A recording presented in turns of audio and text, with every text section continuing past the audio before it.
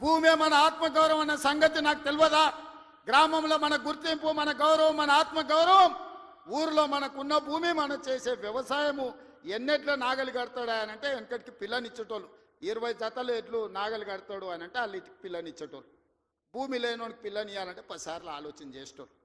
అట్లాంటి భూమి తల్లిదండ్రులతో సమానం అనుకునే ఈ సమాజంలో భూమి కోల్పోతున్న వాళ్ళను హక్కున చేర్చుకొని అత్యధికంగా నష్టపరిహారం ఇవ్వాలని నూతన విధానాన్ని ఇవాళ నా ప్రభుత్వం తీసుకొచ్చింది. నా మంత్రివర్గ సహచరులు మీరు ధైర్యంగా ముందుకు వెళ్ళండి అని చెప్తున్నారు.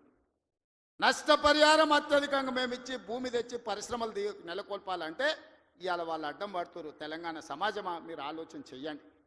ఇది మన తెలంగాణకు మేలు చేస్తుందా? ప్రతి సంవత్సరం 1,10,000 ఇంజనీరింగ్ స్టూడెంట్లు ఇంజనీరింగ్ పూర్తి చేసుకొని బయటకు వస్తారు.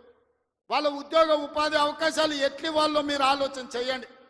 వాళ్ళ నిరుద్యోగులుగా రోడ్ల మీద వదిలేద్దామా? ఆవారగాళ్ళు అయిపోయి తల్లిదండ్రులకు భారమై గంజాయి డ్రగ్స్కు బానిసలను చేద్దామా? ఈ తెలంగాణ సమాజ యువతను మీరు ఒక్కసారి ఆలోచన చెయ్యండి.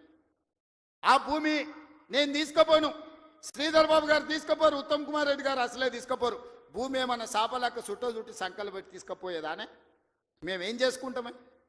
తిరిగి పరిశ్రమలు పెట్టి పరిశ్రమలలో ఉద్యోగాలు ఇవ్వాలన్నదే కదా మా ఆలోచన. ఆ ఆలోచనకు ఎందుకు అడ్డం పడుతుండ్రు?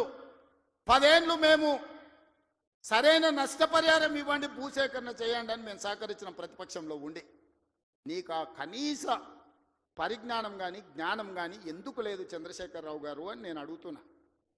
ఉద్యమకారునంటో 80,000 పుస్తకాలు చదివినోడినంటో అపర మేధావినంటో ప్రపంచంలో నీ అంత మేధావే లేడు, పోటీ పెడితే 1 నుంచి 100 వరకు నీకే ర్యాంక్ వస్తుంది అంటో ఇంత చిన్న లాజిక్ మిస్ అయినవా చంద్రశేఖరరావు? భూమి సేకరించకుండా పరిశ్రమలు నెలకొల్పలేమని నా నియోజకవర్గం మీద ఎందుకు కక్ష కట్టినవని నేను అడుగుతున్నా. నేనేమో 1,00,000 ఎకరాలు సేకరించలే, 4 గ్రామాలలో కలిసి 1,100 ఎకరాలు నేను భూమి తీసుకుందామన్నది. ఇదో ప్రపంచ సమస్య అయింది. ఇంకా నేను ఢిల్లీ అయిపోయింది, ఇప్పుడు చంద్రమండలం పోతాడంట ఆయన. చంద్రమండలం పోయి ఆడ కూడా ఫిర్యాదు చేస్తాడంట. నువ్వు ఆడ తిరిగొచ్చినా కుట్ర చేసినందుకు మాత్రం ఊసలు లెక్క పెడతావు కేటీఆర్, నువ్వు అది గుర్తు పెట్టుకో.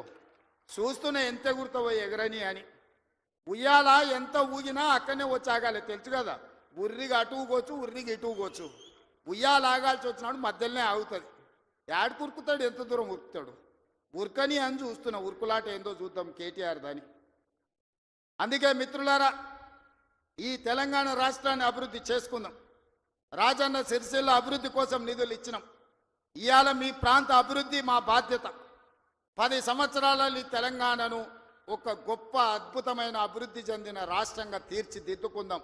తెలంగాణ రైజింగ్. ఈ దేశంలోని ఏ రాష్ట్రమైనా తెలంగాణను చూసి కాపీ కొట్టాల్సిందే, తెలంగాణ రాష్ట్రాన్ని చూడడానికి రావాల్సిందే. ఆ విధంగా మనం అభివృద్ధి చేసుకుంటూ ముందుకు వెళ్దాం.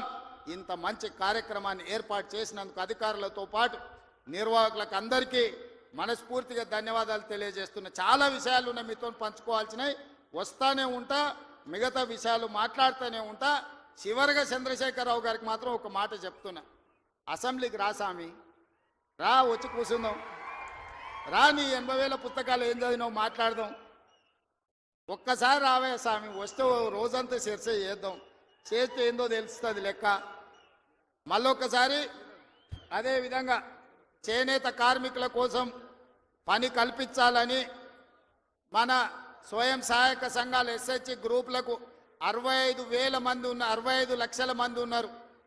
1,30,00,000 చీరలు స్వయం సహాయక సంఘాలకు సంవత్సరానికి 2 చీరలు ఈరోజు మంచి క్వాలిటీతో ఇచ్చి ఆడబిడ్డల ఆత్మ గౌరవంతో ఉండే విధంగా నిర్ణయం తీసుకున్నాం. ప్రతి ఆడబిడ్డలకు 2 చీరలు ఇస్తాం.